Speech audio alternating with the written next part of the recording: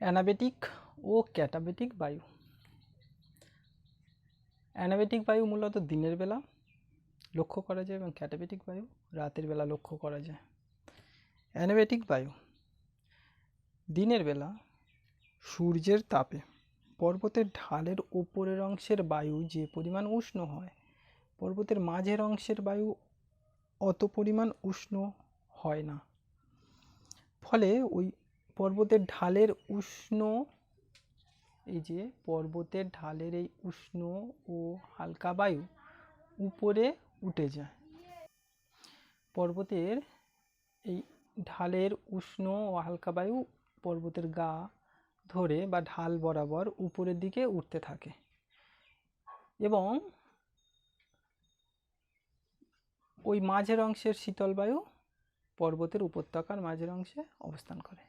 এই সময় যে বায়ু উষ্ণ ও হালকা হয়ে পর্বতের ঢাল বরাবর উপরের দিকে উঠতে থাকে, এই বায়ুটিকে বলবো অ্যানাবেটিক বায়ু।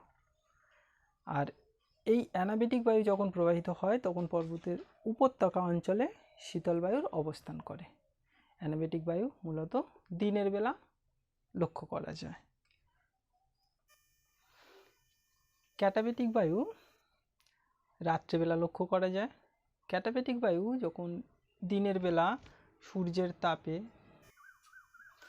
অ্যানাবেটিক বায়ু প্রবাহিত হয়, ঠিক তেমনভাবে রাতের বেলা যখন সূর্য না থাকে তখন ওই পর্বতের ঢাল বরাবর বায়ু তাপ বিকিরণ করে শীতল হতে থাকে।